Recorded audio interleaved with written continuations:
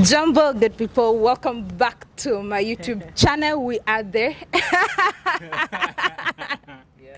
We are the unapologetically nomads. How do you do that intro? Yeah, do it for us. We the unapologetic nomads, and we unapologetically nomadic.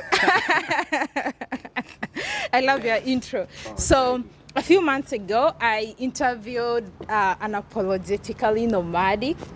yes. I'm even saying, yeah, a few months ago, I interviewed the unapologetic nomads. Yeah. You just got to Rwanda at that time. Yes. Yeah. How long had you been in Rwanda at that time? At that time, almost 2 months, I think. It was 2 months. Almost 2 months. Yeah, so they were among the first people I interviewed for the returnee series, and today we're meeting right here in Dar es Salaam, and I'm just so excited. We've had some amazing time, we've had lunch together, and we're just here to find out what they've been up to. So I don't know, I think you can just first tell us your names quickly for those ones who don't know you. Okay. Hello everyone. No, I'm just playing. Hello everyone, my name's Ayla. Peace, everyone. I'm Michelle, a.k.a. Mickey. Yeah. And my name is Aaron. Aaron. Belucci, yeah. Belucci as well, yeah. Okay. So tell us how why are you in Tanzania? We thought that you're going to settle in Rwanda. You know, in fact, I was coming to Rwanda to meet you there, and then now we ended up meeting in Tanzania. Wow. I'm just kind of taking a break and just checking out Tanzania, and man, whoo, you know, it's rainy season in Rwanda right now. Yeah. Okay. I thought it's hot season everywhere in East Africa. It's actually been raining. Well, before we left, it was raining every day. Yeah, for the past couple of weeks. And here it's like this is supposed to be rainy season here. I was told, but it's we haven't seen any rain yet. It's been I think Tanzania climate is same to Kenya, very hot because January is a hot season. Okay. Yeah. This is hot. Here in TZ it's hot. Yeah. We love it though. You know, we've been here before, but. Yeah, just checking it out, see what's going on. I love in that TV. you're trying to attack the small insects from both sides. Protecting mommy. I know. She is. And my wife, yeah. So, what are the plans? So, are you still staying in Rwanda? Because we know you. Everybody now knows you. When there's this couple from the US on unapologetic nomads in Rwanda. So, what's the plan? Well, right now, we basically, Rwanda's on lockdown. Okay.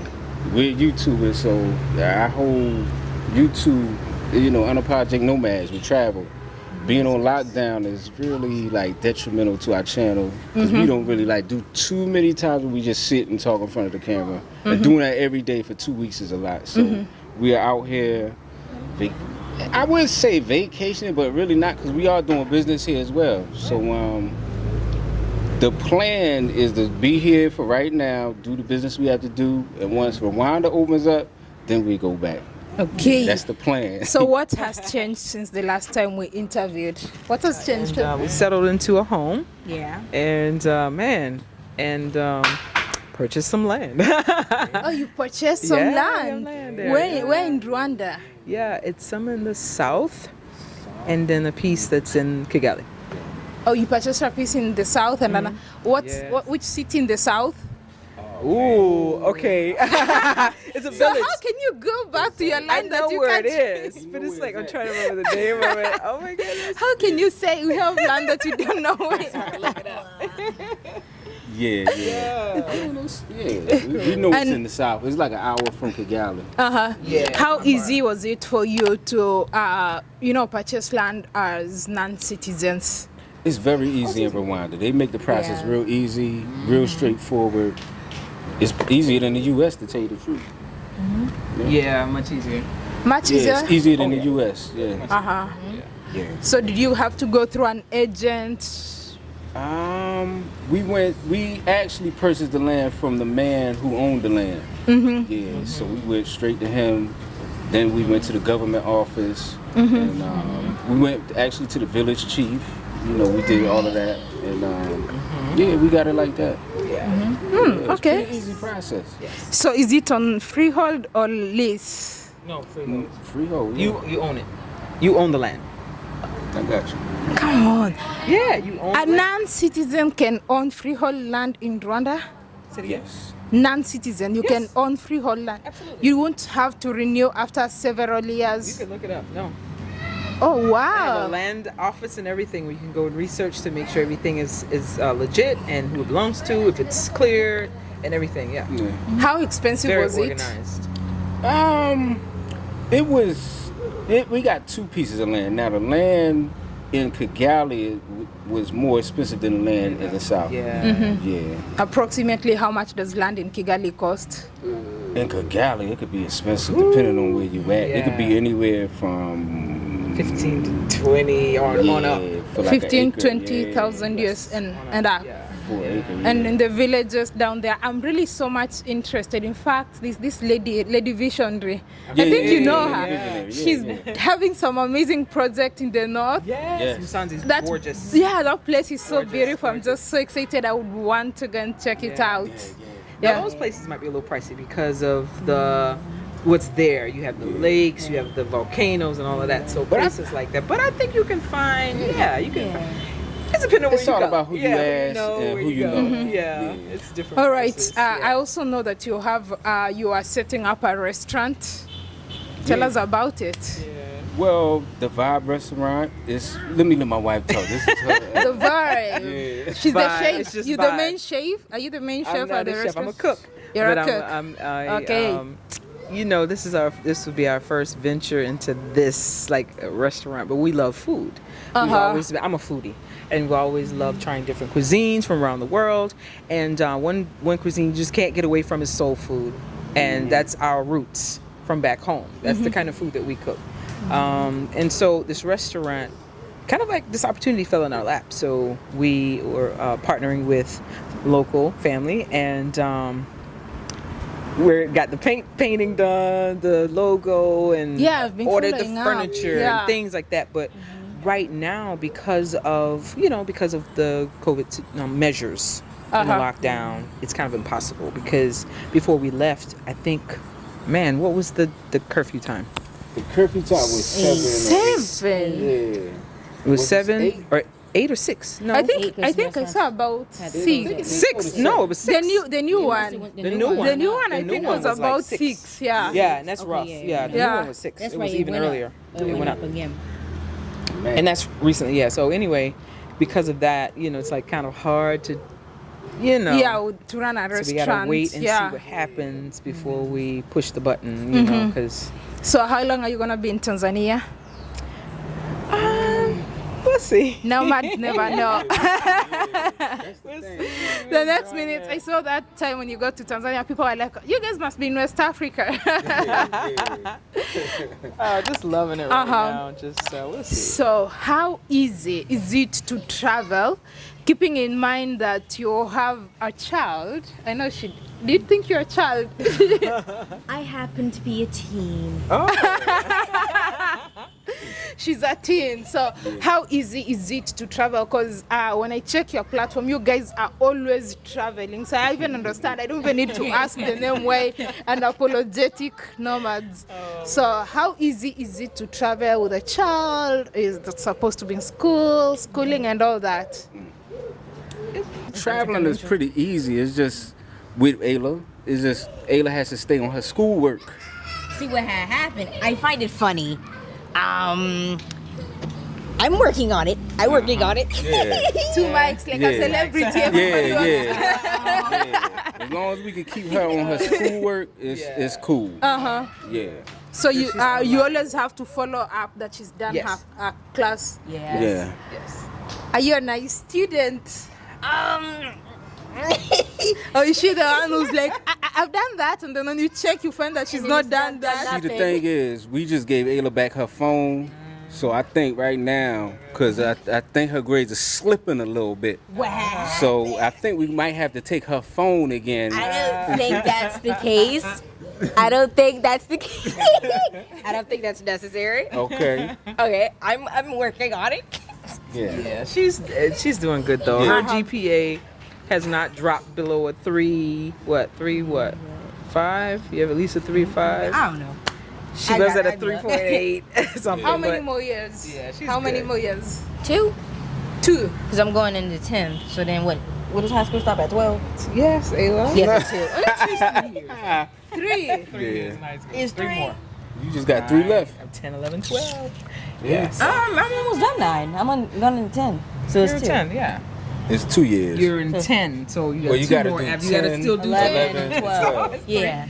She's in her last 3 years, yeah. Oh, okay. So, is it a challenge when you go to a place you don't have good connection, Yes. or are there times that maybe exam is set at a particular time, and maybe when traveling there could be flight issues, there could be anything, and maybe do they do exams at the same time, all the students, or you do it at your convenience? That's the good thing about this school I'm at. You can do it at your own pace. Like nothing's timed specifically. You just finish when you finish. Uh-huh. So that's a good thing. So if I have a flight, I could just finish the work when I get to a hotel with Wi-Fi or something. How do you find that yourself? Like- Traveling and schooling at the same time. It can get a bit complicated because you can get backed up on work, and then you have to do it all. And then if you may not have good Wi-Fi, it makes it even more backed up. Yeah. Would you prefer to just stay at one location and just go to school, make friends, play? That's a good question. I mean, it's half and half. Sometimes I do miss that aspect of like being in school with friends and stuff, hanging out. But then again, I don't feel like waking up early to go to school. So I'm glad I could just be at home, do it when I need to do it, and I can still make friends and hang out with them, maybe even more than if I was in normal school.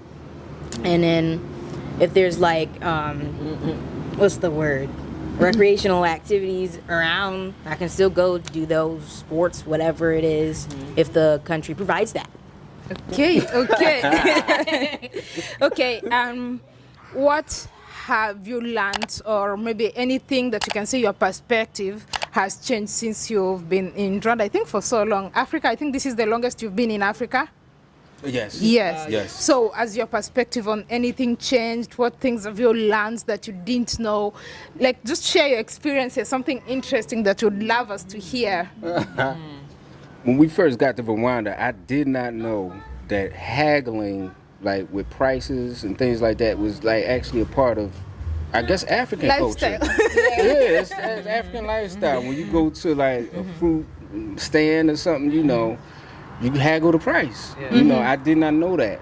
As an American, we had price tags on most things. Yeah. So now that I know that, I'm a little easier with it. Because at first I thought people were trying to get us because we're from the U.S. and all that. But come to find out, that's just the lifestyle. You get haggled, right? Or you I had do, that. even in Kenya.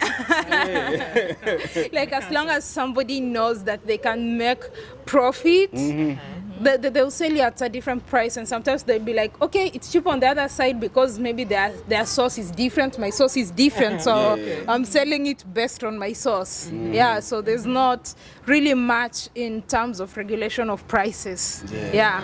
Okay. What about you? Ooh, something I've learned? Yeah, that you didn't know, like right now or some interesting Well, thing. the thing about I kind of researched the thing a little bit about land ownership. So the process, though, I didn't know was that it's a process, but it's easy. And I'm like, oh, okay, wow, and everything's legit, documented and everything. So that was interesting. This is the first time we've really owned a piece of land or pieces of land. You know what I'm saying?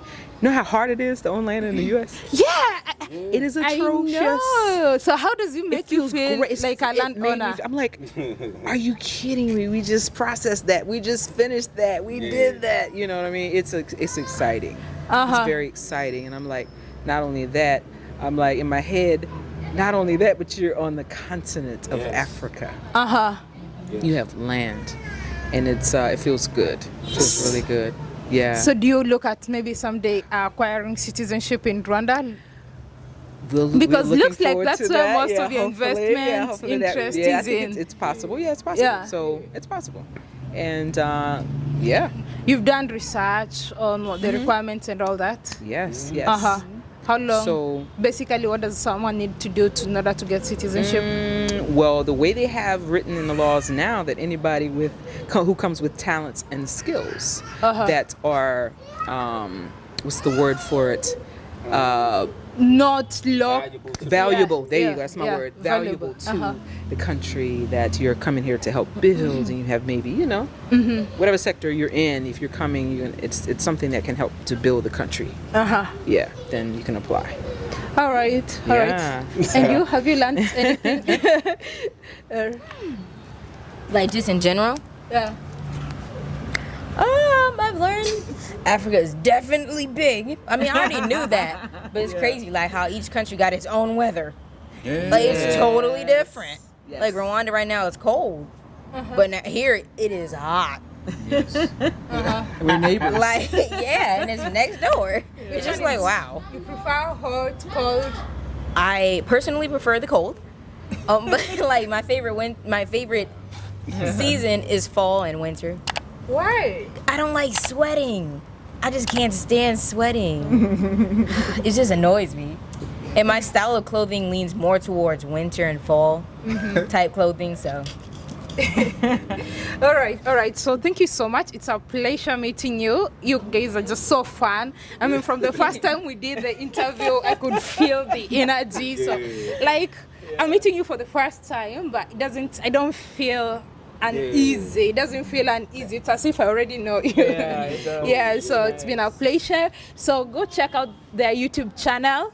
Yes. Name? Unapologetic Nomads on YouTube. On Instagram, it's unapologetic_nomads. Okay, so how do you underscore is? The underscore. Okay. All right, so go check out their YouTube channel, follow their adventures, follow the nomads. You know, nomads move from one location to another. So the next minute they'll be surprising you, they're somewhere else. So Yes. yeah, so go check out their YouTube channel, and if you enjoyed this video, kindly give it a thumbs up, share, and subscribe. And until next time, how do you say goodbye? Kwaheri. Oh yeah! So until next time, kwaheri. Cool. Nice.